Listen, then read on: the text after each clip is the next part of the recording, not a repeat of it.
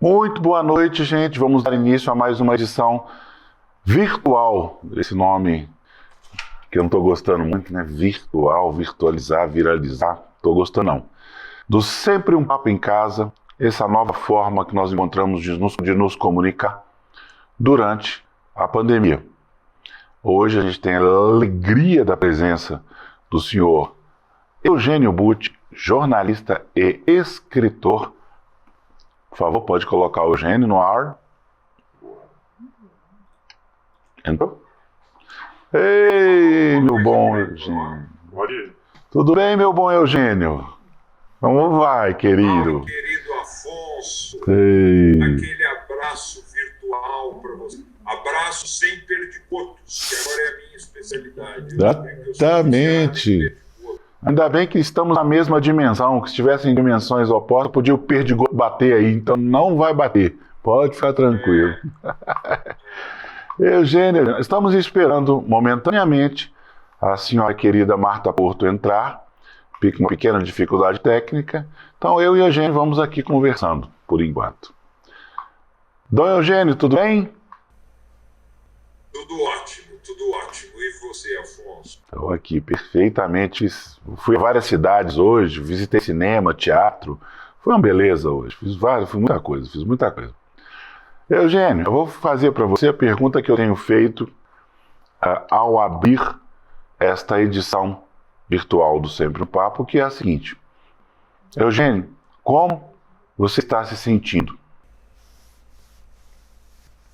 Eu estou me sentindo, Afonso, muito bem e muito aflito. Muito bem porque eu estou em casa, eu estou protegido, tenho conseguido trabalhar, que é uma atividade essencial da minha vida. Meu trabalho é a minha alegria também. Meu trabalho muitas vezes é a minha diversão. E estou bem, mas eu estou muito aflito. E aí, nessa outra dimensão, eu não estou nada bem com o destino coletivo nosso. O destino coletivo nosso somos nós. De forma que eu também sofro e tenho sofrido muito pensando que a política, quando ela não acontece, quando ela é substituída pelo fanatismo, ela potencializa a capacidade mortífera desse vírus que está aí. O vírus mata, mas o desgoverno, a despolítica, o fanatismo, o ódio, aumenta brutalmente o número de mortes. E nesse sentido, eu estou doente também, junto com o país inteiro. Por isso que a minha resposta é: eu estou muito bem, eu estou muito aflito, estou sofrendo, estou doente e correndo o mesmo risco que a minha gente corre. E essa que eu preciso. Eugênio, na minha terra isso se chama esquizofrenia. Você já pensou nisso? Não, mas não é. Isso não é esquizofrenia. A gente precisa entender. Existe uma dimensão que é o eu, a identidade, a subjetividade de cada um, e existe a dimensão do coletivo. Nós só somos inteiros no equilíbrio dessas duas dimensões. Eu me lembro uma vez que eu encontrei para um debate Clóvis Rossi, e a gente foi debater um filme junto, e ele me viu e perguntou: como está? Eu falei: eu estou muito bem, e você? Ele falou: mas em que país você vive? E eu respondi a ele: você quer saber como eu vou ou como o país vai? Ele começou a rir, foi uma boa conversa. Mas existem essas duas dimensões, existe o equilíbrio, o encontro delas. Eu vou te provocar então, Eugênio. Vou te dar uma... Mas a solução não é individual. Mas eu vou te dar uma provocada. A Marta entrou? Entrou. Marta! Bem-vinda a essa nossa nobre conversa, graças a Deus. A gente não vai contar, não, mas deu um problemão lá, mas resolveu, viu, gente? Tá resolvido. Vou contar pra ninguém que deu um problema lá na hora da máquina da Marta. Sempre dá. Toda live é assim, maravilhoso. Tudo certo, os meninos chegam aqui. Eu faço uma live profissional, eu não faço em casa. Eu venho ao Hotel Mercury, tudo dentro das orientações da OMS direitinho. Mas é incrível. Sempre tem uma coisa. E principalmente que depois a gente descobre que tudo que a gente fala chega na pessoa que está nos assistindo 70 segundos depois. É inacreditável. Quando você olha o negócio, você não acredita que não funciona. Marta, muito bem-vinda. Obrigada. Eu vou interromper você um minutinho, tá, Eugênio? Para fazer a mesma pergunta para Marta. A pergunta que eu faço abrindo as edições do Sempre Virtuais, do Sempre um Papo é essa. Marta, como você está se sentindo? Eu estou incrivelmente bem. Eu tenho passado momentos bons, assim, sei lá, eu gosto muito de estar em casa, né? Essa convivência em casa, eu gosto de cozinhar, eu gosto de escrever, eu gosto de ler, eu gosto de beber vinho. E eu trabalho em casa há muitos anos, então essa convivência está sendo interessante. Claro que tem momentos que é aflitivo, a gente está passando um momento no país que é muito difícil, então tem noites que eu fico com a cabeça cheia, pensando como é que vai ser esse país daqui a pouco com meus filhos também, enfim. Mas eu, de uma forma geral, estou bem, né? Eu sou uma praticante de yoga, eu faço meditação.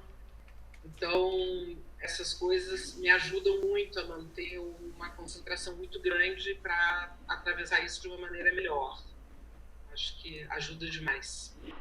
Beleza, vamos começar. Bem, gente, vocês que estão nos assistindo, eu estou juntando a Marta para tentar criar uma conversa sobre comunicação e cultura.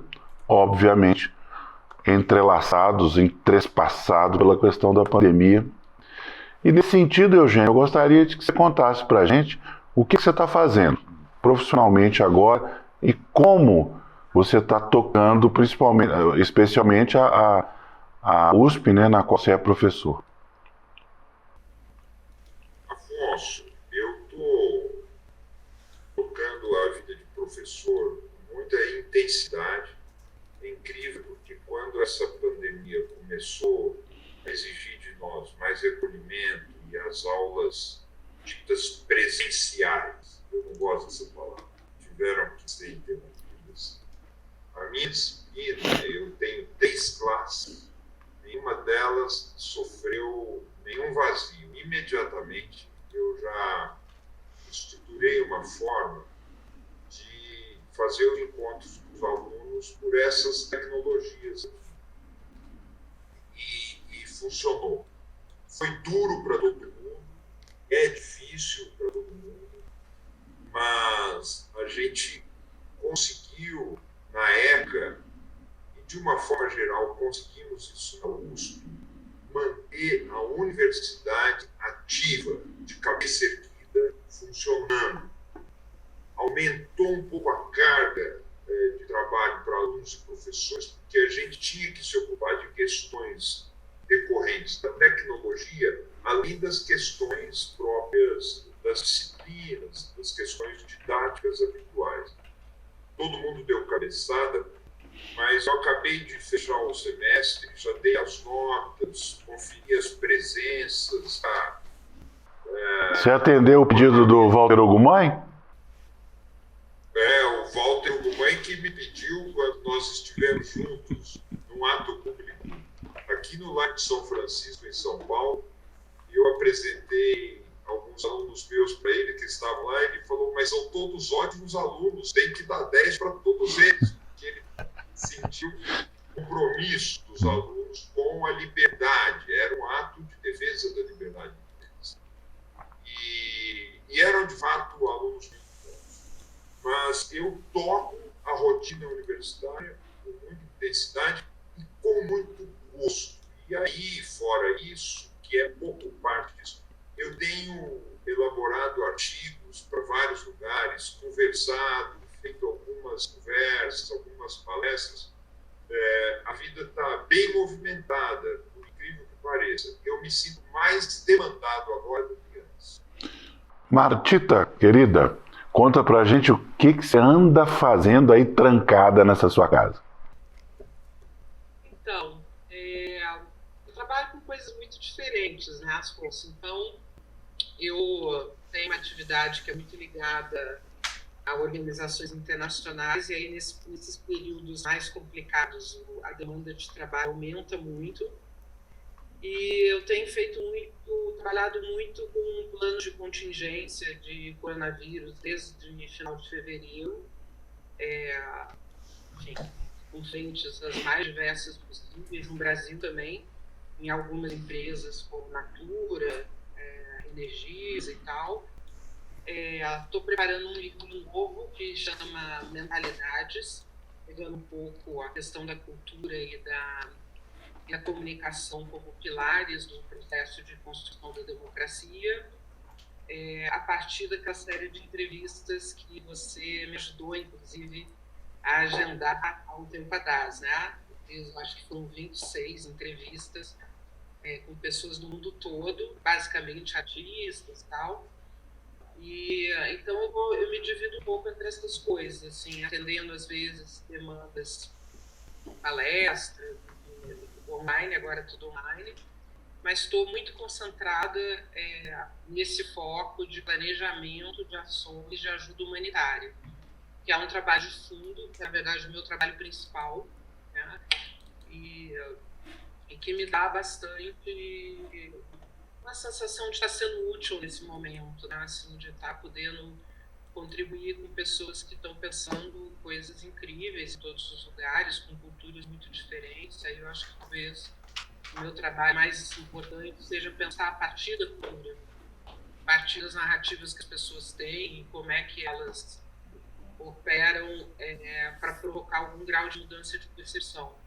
Então é um pouco isso, e trabalhando muito com essas empresas também que são grandes e que acabam que Natura especialmente disponibilizou um recurso imenso agora, né, para questões voltadas para natureza, para chama Network, mas também tem um trabalho de base, que é com os colaboradores, né? São quase 2 milhões, 1.700.000 consultores no Brasil inteiro, que são, na verdade, a principal força de venda, é basicamente com isso que eu estou trabalhando.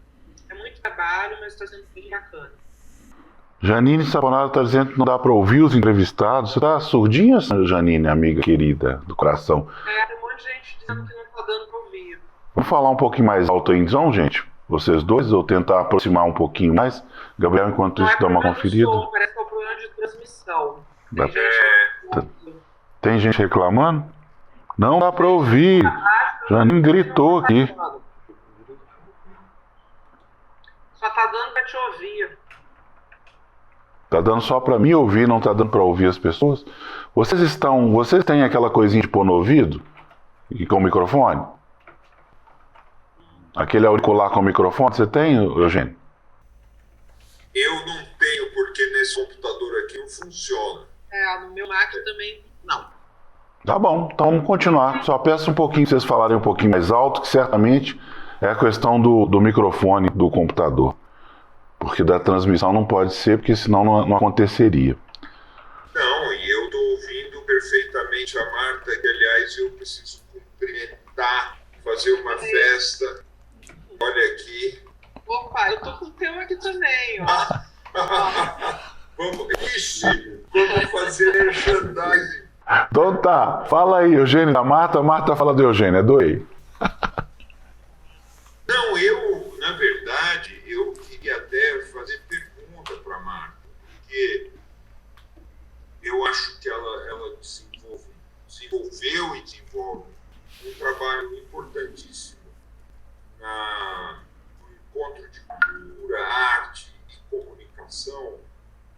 E nesse livro tem um artigo em que ela fala do imaginário e o lugar da política.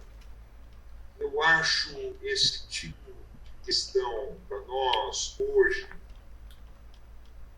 sem nenhum exagero, gente, uma questão de vida ou morte.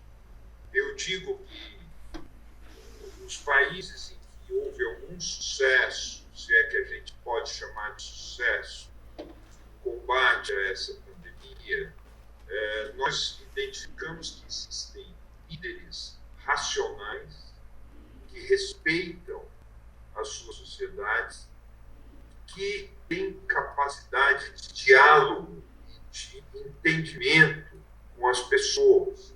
E é só assim que você consegue, num diálogo cotidiano, despertar as consciências para os riscos implicados nessa pandemia. E nessas sociedades que a comunicação aconteceu com base na razão, com base nos fatos, com base em evidência científica, se teve algum sucesso. Eu não gosto da palavra, mas foram bem-sucedidos os esforços para conter a contaminação, para conter as mortes e para poupar todos os processos vitais de uma sociedade. Onde não existe comunicação, porque não há dialogia, não há respeito, não há tolerância, não há um espírito de acolhimento, o que se vê é o desastre. E a gente vê que onde não há comunicação, não há tolerância, não há respeito, as mortes se intensificam. Infelizmente, é o que acontece no Brasil. Isso eu gostaria de perguntar para a Marta, porque nesse livro dela tem trechos que parecem se referir ao que nós estamos vivendo agora. Então, é a minha pergunta para a Marta, se é que eu posso fazer uma pergunta, né, Afonso? Deve, nós inclusive combinamos junto isso. Vocês estão me ouvindo com fone? Vamos, perfeitamente. Beleza. Então, Eugênio, essa é a base do meu estudo que eu quero que você me oriente no doutorado, né? Estou esperando isso. O que você falou é correto. Eu acho que dois aspectos de um processo da democracia, da redemocratização do Brasil, que são absolutamente falhos. A gente definiu o nosso processo a partir da década de 80 muito baseado na economia e nas discussões todas de assistência social, reparação social e tal. Isso é uma agenda fundamental, mas ela não constrói senso democrático, que são conhecimentos e valores que levam as pessoas a escolhas em momentos chaves, né? E eu também não acho, que eu acho que esse é o grande ponto, que a educação formal ela seja o principal pilar, o principal veículo para acelerar esse processo. Nos estudos que eu faço aqui e nas experiências que eu tenho trabalhando em vários países, que é a comunicação em escala, especialmente a comunicação política. E aí, quando eu falo de comunicação política, eu não estou falando de comunicação partidária, estou falando daquela comunicação que traduz e que tenta orientar uma bússola social. Então, para onde que a sociedade vai caminhar? Quais são os valores que essa sociedade tem? Eu acho que os americanos eles dão um banho nisso, inclusive para o mal. O Trump agora prova com o America Great Again como que conseguiu mobilizar um contingente imenso de pessoas em torno dessa ideia. A campanha do Brexit, bem, eu poderia dar muitos exemplos aqui. Então, esse cimento da democracia, e você que é um especialista em Hannah Arendt, você sabe disso, né? É construído no imaginário. E aí eu acho que a gente tem campos científicos para atuar nessa área. Uma é a política de cultura, quando ela não é só focada em produção cultural, que aí é outro grande buraco que o Brasil tem. O Brasil centrou toda a política de cultura dele na relação de demanda e oferta, atendendo projetos da produção cultural que conseguem ter uma expressão, uma gramática que conversa com o Estado. e um Estado muito diminuto. É o Estado que está carimbando se um projeto pode ou não ter um certificado de incentivo fiscal. Nem é o Estado grande, aquele que tem um projeto de país, que tem uma ideia de como mobilizar essas forças em torno de uma inovação social. E o outro é o campo da comunicação. Você foi secretário de comunicação, um período. Você foi da rádio, né? Da Rádio Brás. Da Rádio Brás, então.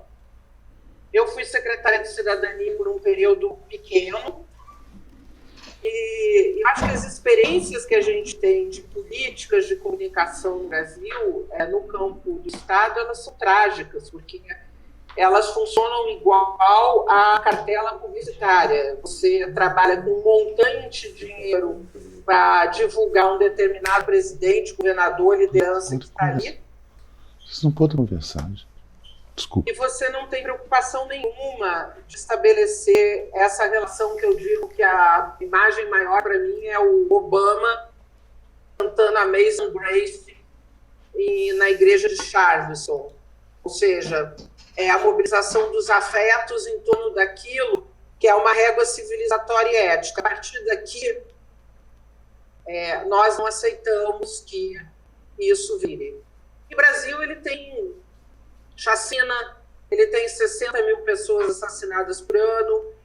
Em nenhum momento você mobiliza a ciência da comunicação pública, da comunicação política, para mostrar para esse conjunto de pessoas, para a sociedade como um todo, que isso não é aceitável do ponto de vista da república, da democracia, da construção de um país. Ô, Marta, mas... Eu acho que a gente não vai virar a página se não for feito assim.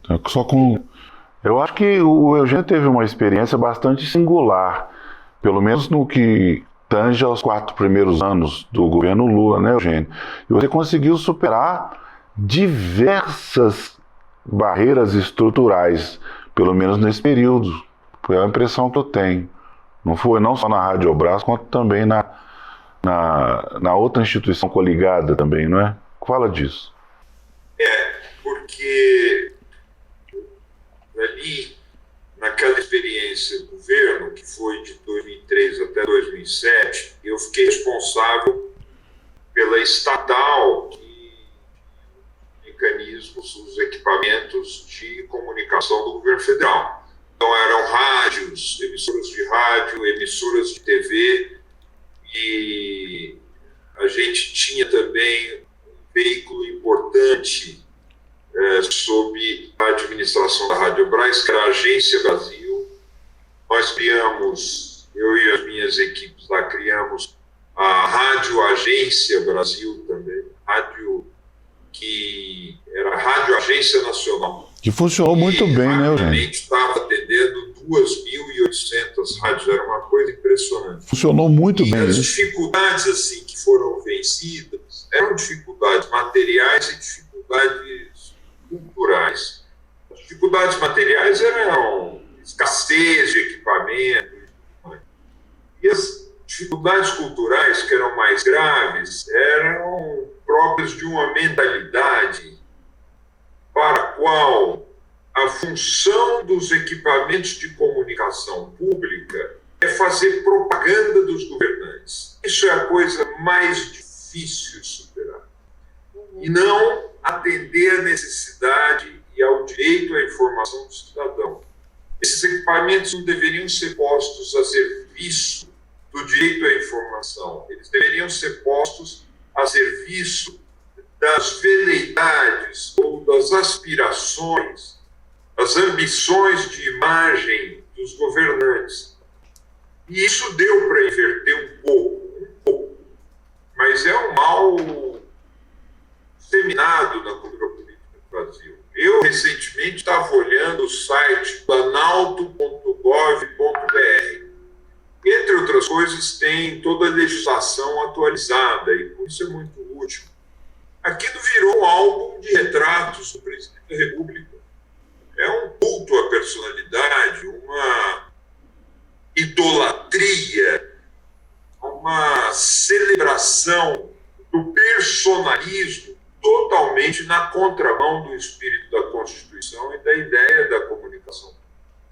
Eu digo que essa vontade de aparecer e de ficar bem na foto, essa deformação da cultura política no Brasil, é um mal superpartidário que pega todo mundo da esquerda e todo mundo acha que equipamentos públicos de comunicação existem para defender o governo ou para promover as personalidades do governo. É um problema. Deu para fazer alguma coisa quando eu trabalhei nisso, mas pouco perto do que eu gostaria de ter feito.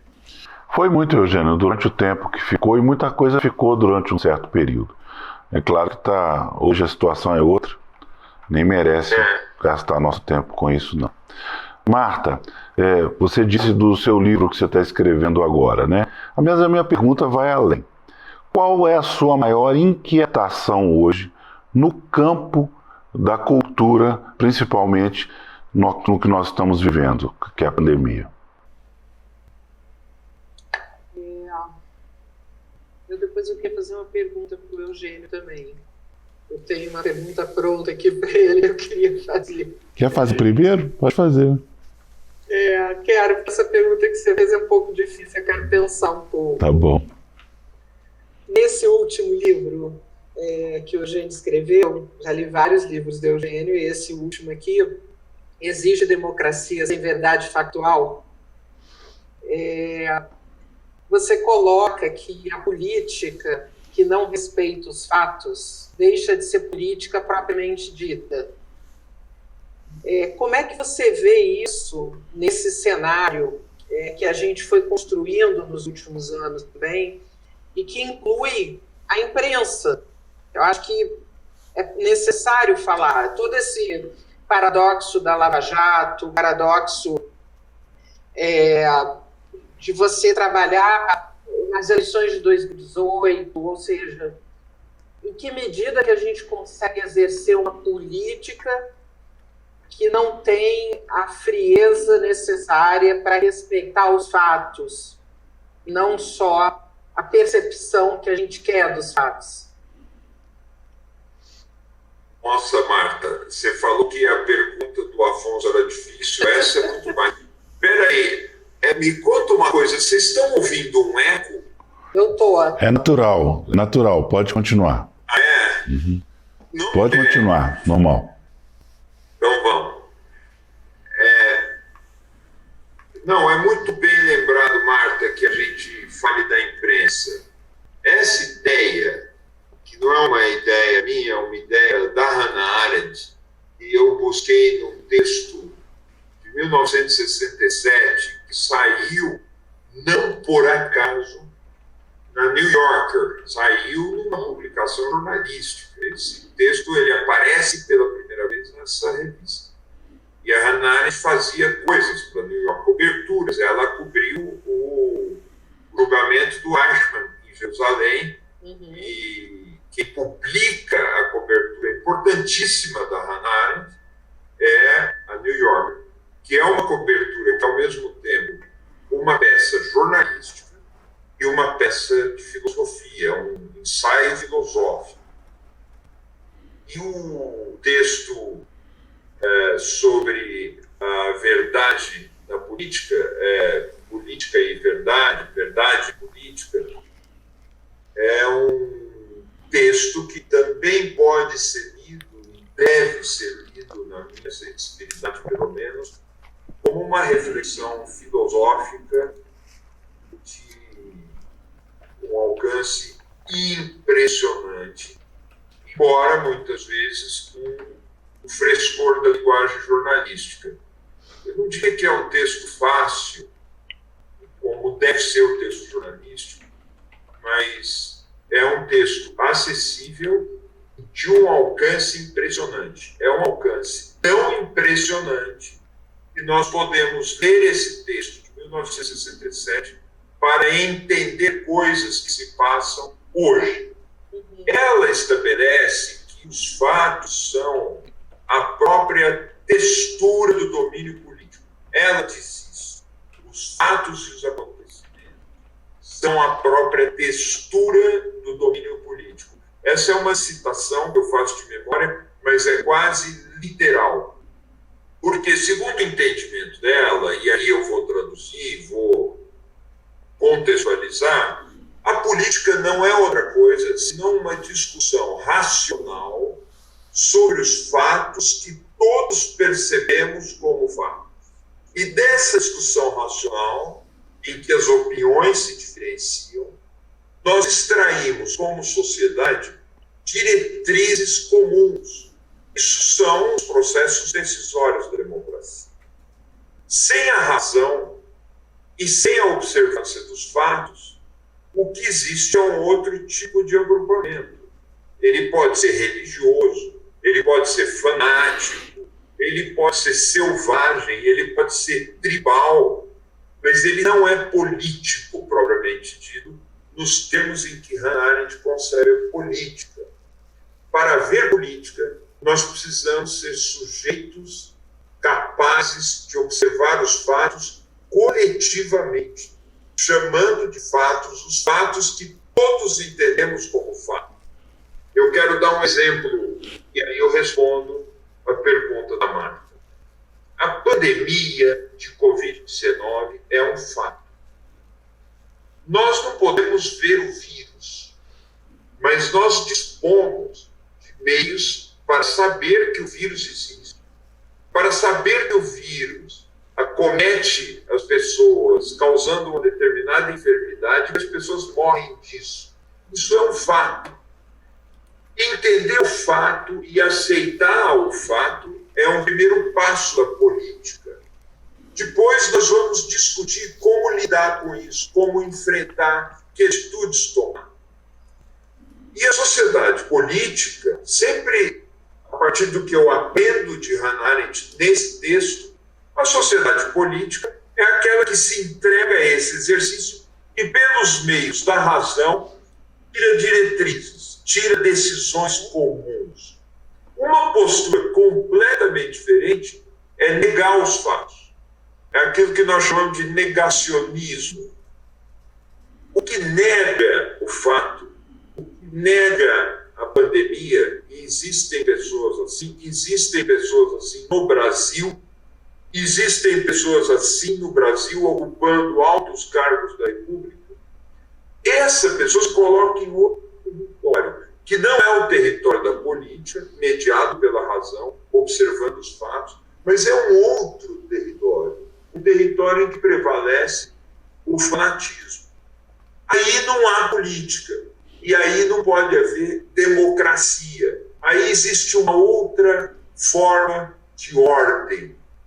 Essa forma de ordem usa o recurso da violência, ou da promessa da violência, aglutina as pessoas em torno de um sentimento de ódio ou de medo, né? genéticas do ódio, e chama todo mundo para coisas como luta, que no bolsonarismo, por exemplo, significa luta contra a democracia, contra as instituições da democracia.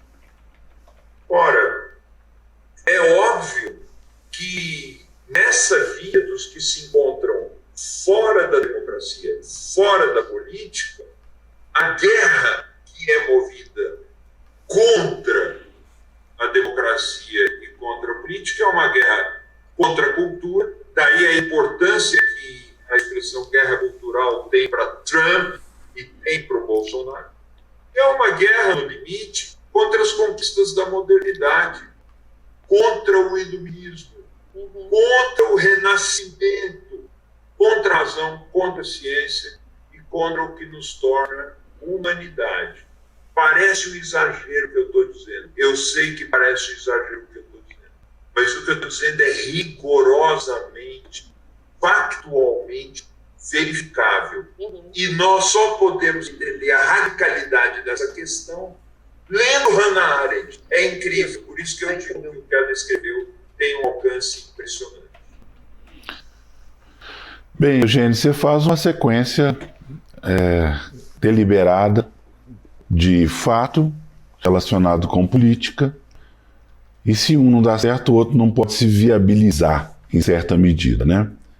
Mas se a pergunta é a seguinte: se a política, de verdade, não consegue ser política porque não há uma análise muito clara dos fatos, né? Vamos dizer que é um processo perverso, continuado e hoje até bem estruturado da distorção dos fatos. Nesse cenário, o que é a política? A política, nesse cenário, é a despolítica. Se você não tem verdade factual, aquele entendimento, ou mesmo a discordância, que é uma forma de entendimento, a discordância organizada, civilizada, é uma forma de concordarmos sobre as formas de discordarmos. Isso implica uma consonância dos métodos, das abordagens, da forma de dialogar. Se nós não temos isso, nós não temos política, nós temos outro tipo de organização que é selvagem, que ela é anti-civilização. Isso também não é uma invenção da Hannah Arendt, isso já é um tema de Aristóteles, já era um tema de Platão, isso é, por excelência, um tema de Maquiavel, isso é, por excelência, um tema de Max Weber. A política é um exercício do diálogo, do entendimento, do acordo, observando as circunstâncias da realidade. Fora disso, é um outro tipo de autoridade que se põe.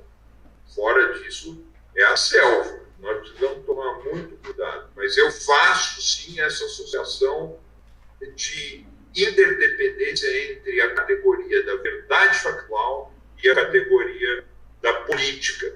Você veja que antes de haver rede social, plataforma social, tudo que a Hannah Arendt diz se aplica perfeitamente ao que nós estamos vivendo agora, de tal forma que lê-la nos ajuda a entender o que acontece agora.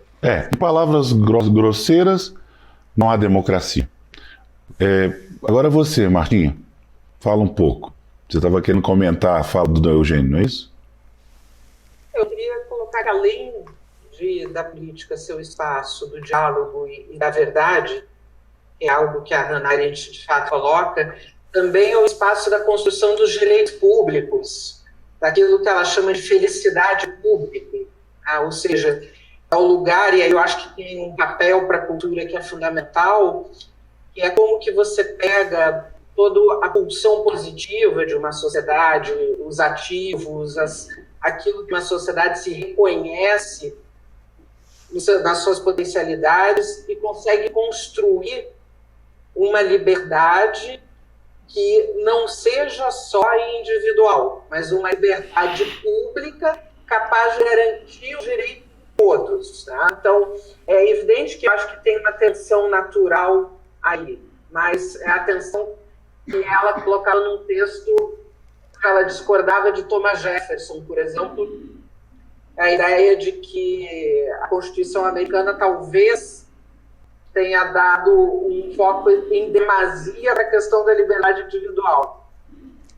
E ela dizia que a liberdade individual, o que ela chama de liberalismo, muito famoso, né? A diferença entre liberdade e liberalismo, era que o liberalismo só poderia se construir dentro de um regime totalitário.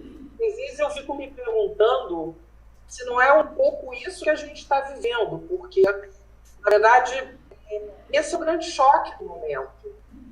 Você tem gerações imensas na rua, desde 2008, talvez até um pouco antes, eu acho que você começa a ter uma ruptura a partir das Torres Gêmeas, né, da queda do ataque das Torres Gêmeas, e isso cria um senso das grandes multidões globais que elas estão fora do jogo. Você tem uma acumulação de renda sem trabalho. Eu tenho acompanhado muitos artigos do Paul Krugman no New York Times e é impressionante o quanto que ele tem colocado isso. Ele diz que não é a tecnologia que está enfraquecendo ou vulnerabilizando o trabalhador, é a ausência dos sindicatos, por exemplo. Com toda a crítica que a gente possa ter aos sindicatos, os sindicatos sempre foram um pilar de conseguir fazer com que a riqueza pudesse ser melhor distribuída. Não existe uma relação, olha aí os entregadores de aplicativos agora sendo precarizados por um sistema que parece que não tem dono. Então, quando você não tem um diálogo, quando você não tem um espaço da negociação, você tem a ausência da política e, portanto, a sociedade começa a reclamar por ausência de direitos públicos também, porque é esse palco, essa dança que a gente tem que estar disposto a dançar quando você quer construir um projeto comum de sociedade. Então, pois é, Martim, eu acho que hoje é isso. Você está numa encrenca que é um momento de ruptura, virada. Eu queria que você falasse um pouquinho nesse sentido, mas no papel da cultura. Então, vamos lá. Você sabe que eu tenho uma crítica muito grande, e aí, independente dos governos, o governo Lula foi assim, com algumas variações, no governo Dilma foi pior. Então, assim, desde que o Ministério da Cultura foi criado, em 1985, ele foi criado como uma entidade que não respondia nem a 1% dos debates que estavam acontecendo no cultural, que precederam o processo de redemocratização. Eu publiquei um artigo, um ensaio há pouco tempo sobre isso, que eu tento contar um pouco essa história desde 1985. Então, a gente tem uma institucionalidade e ela não consegue dialogar ou propor ou nutrir um projeto, uma visão e um projeto de Brasil. Eu acho que esse é um ponto central.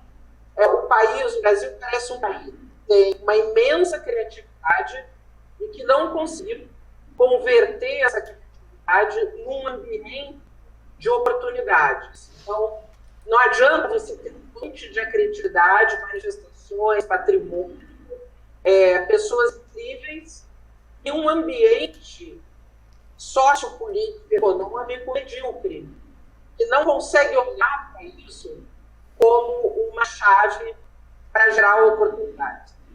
E quando eu estou falando de oportunidade, eu estou falando de produção de riqueza, eu estou falando de distribuição mais igualitária de riqueza. E aí, como é que a gente chega hoje? Nós já chegamos, ao longo desse período de 85 para cá, em N momentos, a cultura perdeu a sua pasta principal. Perdeu com o Collor, teve uma tentativa com o Temer, né, que foi recuperada num determinado momento, e agora com o Bolsonaro, que de fato é rebaixado por uma secretaria. Mas o principal disso, e eu não vejo com maus olhos não ter o Ministério da Cultura hoje, pelo contrário, eu acho que isso é uma garantia de você não ter tantos problemas e ameaças, porque se você só a institucionalidade e o poder, o baque é maior. Então, eu defendo essa ideia já há algum tempo. Em governos como o do Bolsonaro, a cultura sempre vai estar à disposição de um projeto que não é um projeto político-cultural. Então, agora, qual é o problema do campo da cultura hoje? A gente chega num momento crítico sem saber falar de outra coisa que não seja de pautas próprias. Então, nós temos uma agenda, ela é pequena, ela é específica, que ela só atende à produção. E a um tipo de produção. Há uma produção que consegue se organizar em torno de projetos. Tá? Então, a interlocução nesse país de 210 milhões de pessoas é muito pequena. Tá? Então, indo na linha que o Eugênio colocou, você não tem política dentro desse cenário. Você tem uma série de demandas que são apolíticas. Então, como chegar no momento de uma guerra cultural sem as condições, os instrumentos de você imaginário cultural ou da política cultural que se esvaziou nesses 30 anos de redemocratização do país. Vai um pouco além também, né, Martim? Porque a cultura, que é um campo antropológico de guarda-chuva, né, de participar de todos os campos da vida humana, né? Vou até exagerar, não vida brasileira.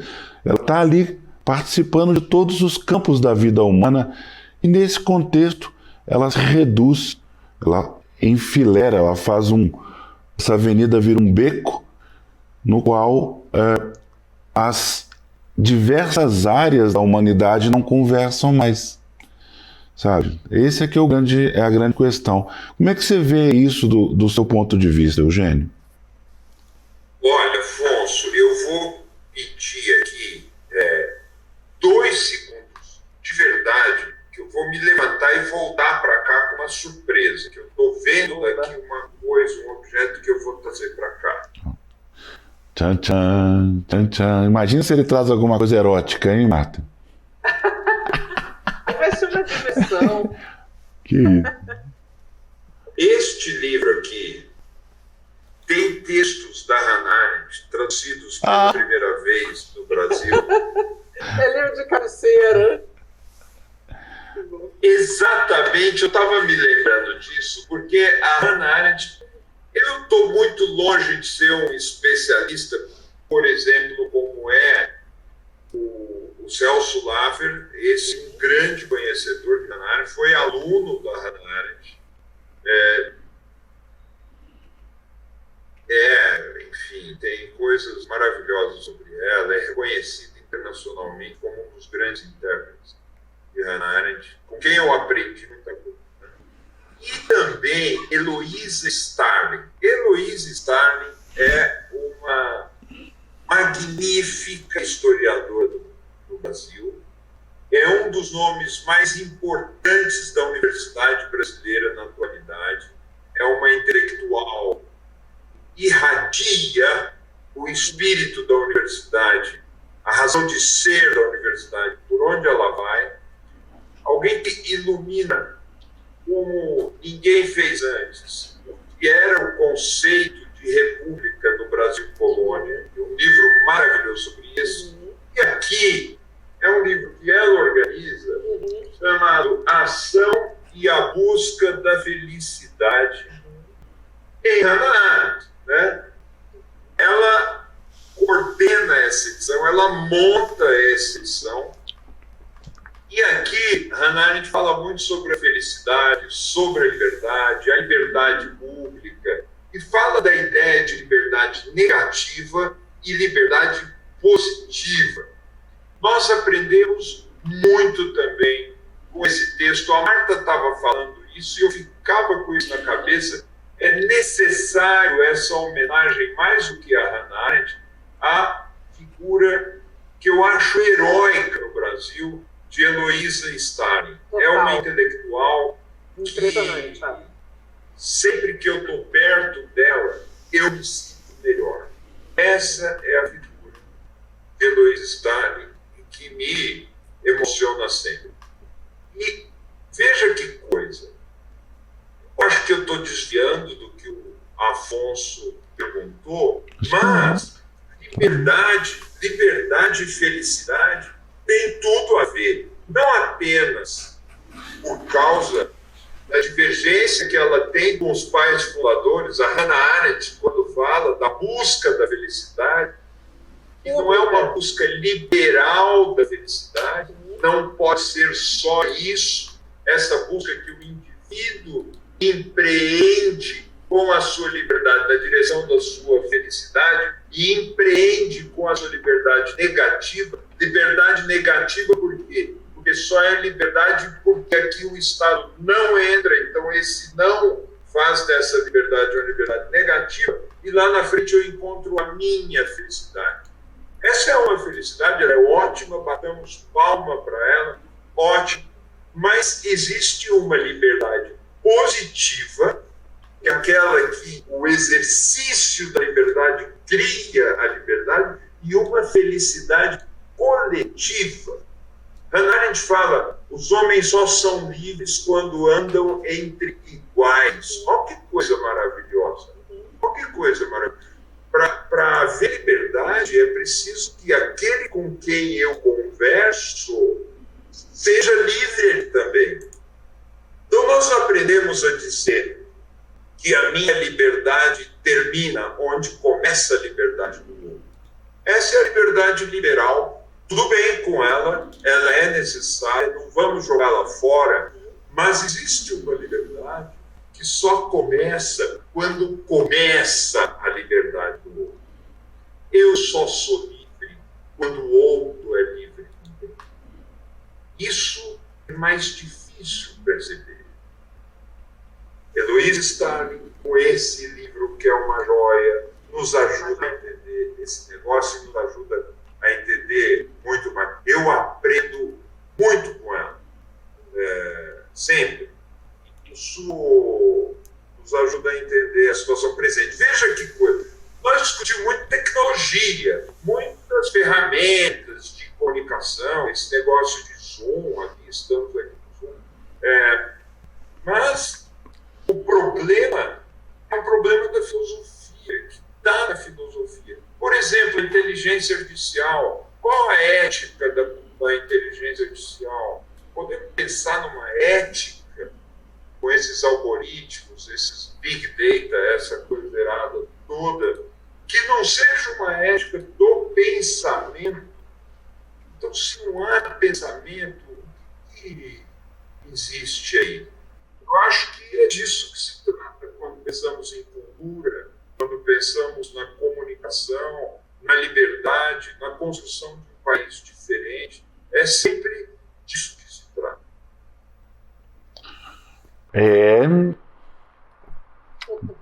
Bom, foi bom. Falei com a Heloísa agora, tem uns meia hora, conversei um tempão com ela.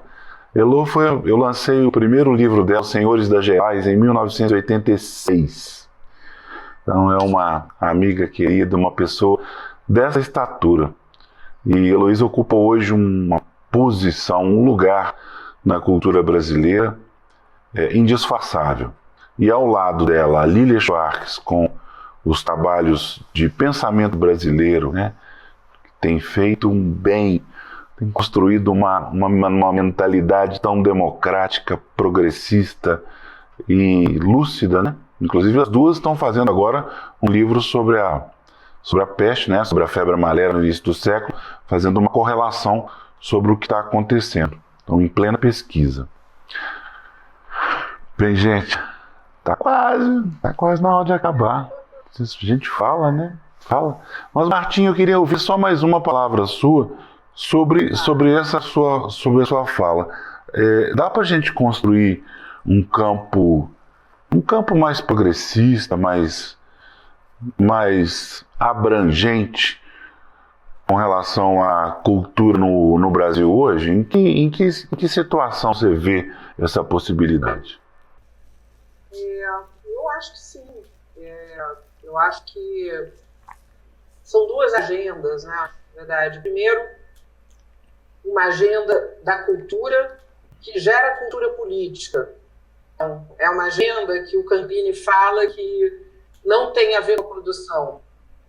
O Campini fala que a gente reduzir o significante para entender política cultural como política de produção cultural. E não para entender política cultural como aquela que olha a sociedade e contribui para formar cultura. Então, cultura política democrática.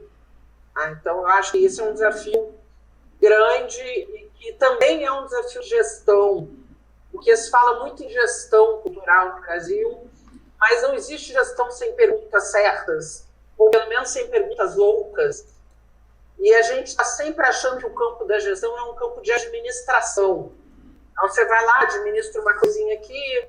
Então, a agenda que está colocada hoje, das associações e tudo isso, é uma agenda que não vai responder, primeiro, as dinâmicas culturais que estão rolando no mundo inteiro. O mundo está em processo de mudança. vai ter uma virada enorme que a gente vai assistir nos próximos anos e que essa pandemia acelerou. Então, quais são os impactos culturais e políticos dessa mudança sobre um país continental do tamanho do Brasil e de superpopulação como o Brasil? Então, esse é um ponto que fica como uma interrogação. Não vai ser uma agenda econômica estrito sensu que vai discutir isso.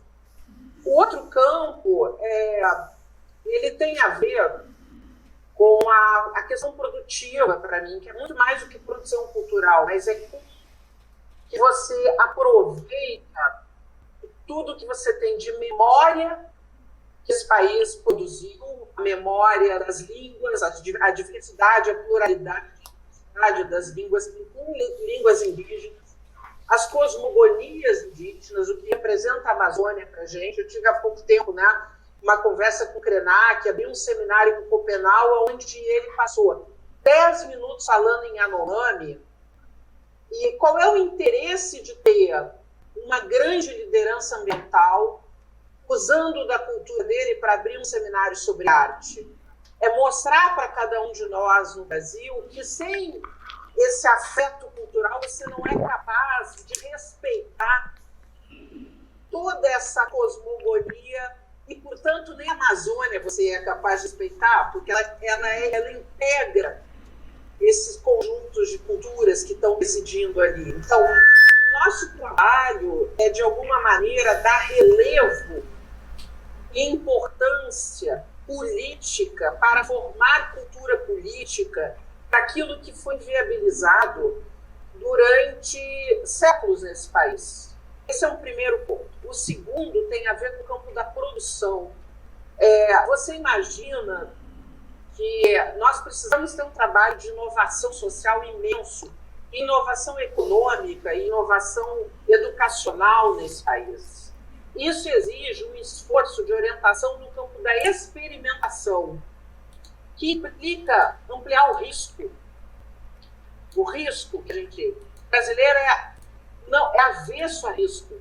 O brasileiro, institucionalmente, não gosta da inteligência. Isso é real. As organizações, as instituições, elas se organizam para operarem no mínimo necessário. Por isso, para mim, que a gente chegou nesse lugar que a gente está. Se nós conseguirmos abrir, a partir da cultura e da comunicação, estudo de código, de gramática, de signo, do campo produtivo da cultura, que não é só o projeto artístico, mas os garotos que dançam no Brasil inteiro, as pessoas que tocam todo tipo de música e som, dos mais sofisticados possíveis que esse país produz. Tá? A capacidade que a gente tem de organizar tecnologias sociais, que são tecnologias culturais, estão aí os subúrbios, as favelas, inclusive agora, nessa pandemia. Olha Paraisópolis, como está respondendo a isso, a esse momento crítico, ou seja, você tem um conjunto de saberes, fazeres, filosofias que esse país tem, reside, nutre todo dia, que são fatores de ativos de inovação produtiva, que poderiam dar uma nova onda para o país. Okay. Agora, isso exige romper com algumas lógicas que vai ficar para uma próxima live a gente discutir. Tá bom. Ideias que... Já deixou a cabeça da gente cozinhando aqui. Tá bom, pelo amor de Deus. Eugênio, você quer comentar alguma coisa antes da minha pergunta? Não, eu espero a tua pergunta, acho. A minha pergunta para encerrar é que eu não posso deixar essa conversa terminar sem uma palavra que é fundamental nesse contexto e, por uma circunstância de fala, você não ainda disse, que é a questão da ética, né? Como a ética seria uma baliza que solucionaria praticamente tudo, né, Eugênio? Se for analisar a fundo, né? Eu não acho que isso atravessa tudo que a gente conversou aqui, Afonso, nós estamos num período em que as forças mais horrendas do planeta imaginam que estão numa guerra cultural. Essas forças têm nome, elas são Donald Trump, elas são Jair Bolsonaro, e isso aparece nas falas deles. A fala agora do Trump, na data de 4 de julho, mencionou isso explicitamente. Ele diz a cultura como um território de guerra, e aparece também na fala de um ex-ministro da Educação nosso, aqui, estudo, conhecimento das formas de viver que nos levam a melhorar e nos levam a conviver bem. Nós estamos falando disso o tempo todo. E eu diria que há uma distinção clássica, né? Aristóteles dizia que a ética se ocupa da felicidade individual e a política se ocupa da felicidade de todos. Nós estamos falando de felicidade agora mesmo, como as coisas são interligadas. Isso volta à pergunta do Afonso no início. Ele me perguntou como eu estava, eu disse que eu estava muito bem, mas estava sofrendo. E a Marta também falou, eu estou muito bem, mas eu estou aflita com o país, eu estou preocupada com o país. E nós estávamos tratando dessas duas dimensões, a individual e a coletiva. A coletiva, voltando a Aristóteles, só se realiza como felicidade quando a política é bem conduzida. E a individual, a felicidade só aparece quando nós nos conduzimos, nos termos de Aristóteles, de acordo com a virtude. A virtude é aquilo que nos faz viver bem. Ora, não é de outra coisa que nós estamos falando o tempo todo. O que é o respeito? O que é a tolerância? O que é o acolhimento? O que é a capacidade de aprender? O que é a necessidade de partilhar? O que é a necessidade de trabalhar pelo bem do outro também, sem nenhuma cobertura aí de farisaísmo, né? Isso tudo é uma vida ética, e é isso que mais nos faz falta, essa dimensão nos faz falta. É por isso que o Afonso diz, com todo acerto, que se isso fosse observado, 90% dos nossos problemas talvez estivessem resolvidos. A nossa ação só pode ser essa que o Afonso mostra, essa na qual ele nos lidera, que é conversar, pautar conversa. É sempre um papo. Onde existe um papo, existe esperança. E é isso que ele faz há tanto tempo, tão bem, nos agrega, nos congrega, nos inspira. E é por isso que ele diz que se há ética, as coisas estão bem encaminhadas. Eu acho que é por aí, sim. Martinha, quer encerrar? Eu vou encerrar com 2 homens apaixonantes como esse. Hein? Você, que eu conheço há mais de 30 anos, eu queria só agradecer esse espaço. É muito bom poder ter debates, encontros, papos de alto nível sempre. Me deixa muito alegre. Eu fico sempre sentindo que o mundo é generoso quando a gente pode se encontrar. Eu não tenho assim, eu acho que a gente está vivendo um momento crítico, mas um momento necessário. Eu tenho um pouco essa percepção. O Bolsonaro, em algum momento, ele era um sujeito que ia conseguir encarnar essa violência cultural que o Brasil arrasta há muito tempo. Ou seja, ele transformou em imagem uma coisa que ficava embaixo do tapete. Tá? Por mais dolorido que isso seja, isso faz parte de uma realidade que a gente precisa lidar, ver as evidências e os fatos para conseguir superar. E eu acredito que esse é o momento que chegou para a gente. E tem que ter grandeza para viver esse momento. A gente tem que continuar fazendo isso que a gente está fazendo aqui, né? Lendo Hannah, lendo Butch, aqui, né? Deixa eu ver quem mais. Eu gosto. Aí é uma coisa mais na área da cultura. Pat Smith. Lendo a Marta Porto. Amos Oz. Amos Oz é ótimo. Procurar um fanático. Ótimo esse livro. Amo ele. Aliás, aqui tem um texto que ele fala sobre como o acordo de Genebra não deu certo, que é maravilhoso. Enfim, eu queria só dizer para vocês que eu me sinto sempre feliz e alimentada. E espero que a gente possa se encontrar outras vezes. O Eugênio, ele é a pessoa que eu quero para me orientar. Então tem uma devoção em torno disso. Que é o nomezinho da Pat Smith.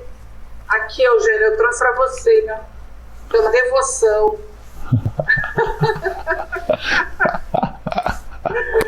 Obrigada, gente.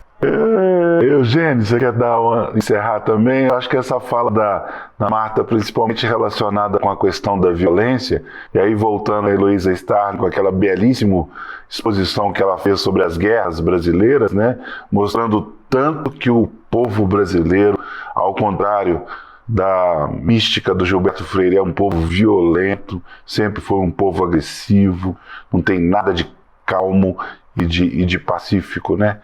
Só fiz essa referência para falar de novo da Heloísa, que a gente ama. Não, eu só quero agradecer, Afonso. Só agradecer, te cumprimentar. Eu sempre brinco com você que eu sou um espantador de audiências. Um pouco eu aprendi a conviver com isso. Eu brincava também que o mandamento do jornalismo é a oração de São Francisco de Assis ao contrário, de cabeça para baixo, né? Onde houver fé, que eu leve a dúvida.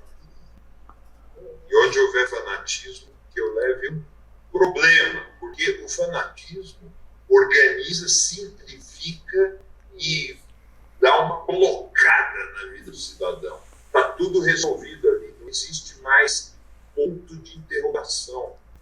Nosso papel de jornalista, de intelectual, de professor, é despertar a dúvida. Nós temos esperança quando as coisas caminham movidas pela dúvida.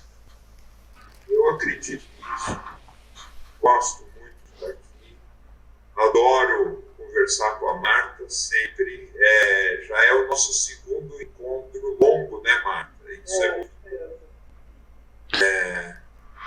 E vamos tocar com esperança. Afonso, parabéns pelo trabalho que você vem fazendo. Tirando a parte em que eu apareço, o resto...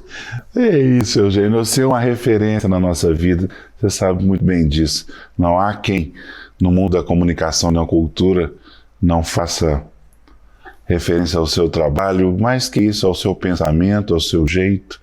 No meu caso, até a sua família, que eu gosto tanto quanto você. Muito obrigado aos dois. Por favor, permaneçam atentos, seguros.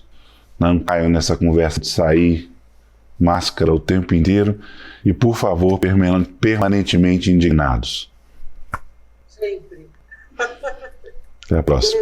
Beijos, beijos, beijos.